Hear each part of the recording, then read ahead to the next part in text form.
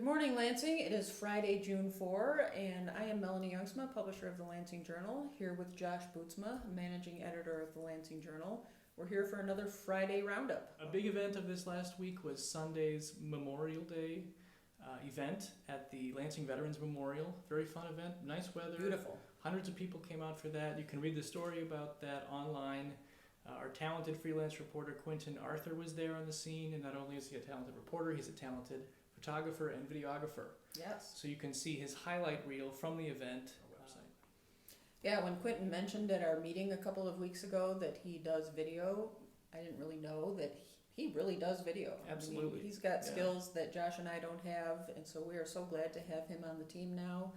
And it's really important for the Lansing Journal to have a variety of skills and people on the team. Yeah. And a good example of having people with different experiences is writer Carrie Steinwig. You've seen that we've been posting a column from Carrie every week called The COVID Catch-Up. Carrie had COVID some months ago and is still suffering from some of the effects of it and also from the effects of the vaccine that she received. She had it bad. That's right. And so she's kind of been going topically through some of the things she's experienced. It's very interesting. It's very personal reading. And it's really been good, I think, for Lansing readers to be able to get a flavor of what her experience was like. And we know that it's not the same as everyone's experience. But yeah. That's the crazy thing about COVID. It's different for everyone. That's right. And we just consider ourselves fortunate to have a professional like Carrie on the team who is willing to share her personal story of COVID. And a lot of people have benefited from reading about her experience. And so thank you, Carrie, for doing that. Yeah, so those post every week, and they've been posting for months, so be sure to check those out. Another big story this week was Fox Point's reopening, and our very own Melanie was on the scene for that. So tell us about that. That was a big event. Yeah. Fox Point reopening, and more than 1,000 people showed up for the concert. Dick Diamond and the Dusters were there, and they're a local favorite, so really the perfect band to open up the season. Yeah. The Village has done a nice job of enhancing the experience. They did things like adding an ATM machine inside Fox Point, so that's easily accessible. Also changes like they're making everybody come through the main entrance so that they can be scanned for security reasons. So that's a change. There was something else I was going to say too. Oh, the drink lines. Yeah, that's a big one. It is. Yeah. In 2019, they had a ticket system. You had to buy drink tickets, and then when you ran out of tickets, you had to go back in line and get more tickets. That's all gone now. They've changed that system, so things flow much easier and faster. So there's a new concert coming up this Wednesday. Yep. The band is Southern Accents. Concert starts at 7. The park is open earlier than that. If you want to go there for dinner, there's food there too. So come on out to Fox Point this Wednesday.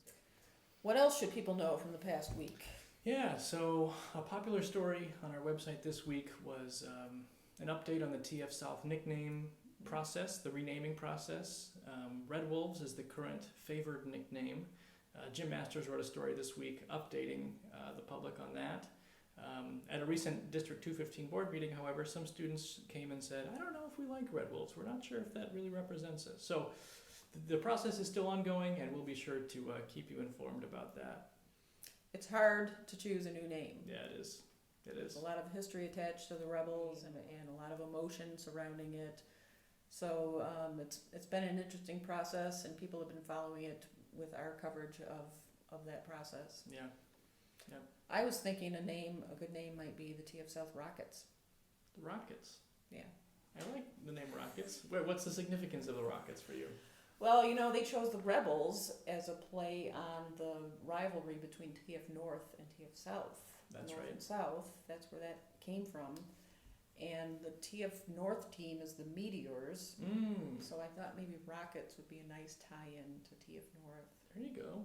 Without any of the baggage. There you go. Well, there you go. There's your offering for the public. Let us know what you think of TF South Rockets in the comments. Another story that a lot of people have been reading that's very important. The I-94 ramps are going to be closing. The eastbound on-ramp at Torrance and I-94 is closing. And today is Friday, so tonight at 11 p.m. it's closing. So by the time you're watching this Saturday, it will be closed. Also, ramps at Calumet Avenue and Indianapolis Avenue are going to be closing. So read the story for details on that. And I That's know rough. it's rough.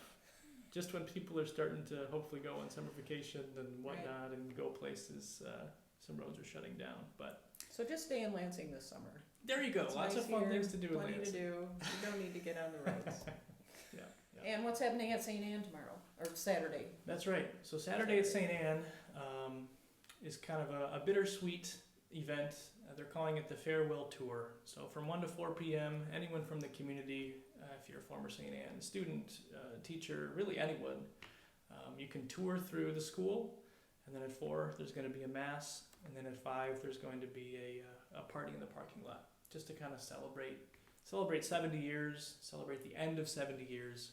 So definitely bittersweet, but a good kind of closure type event for the community. Right.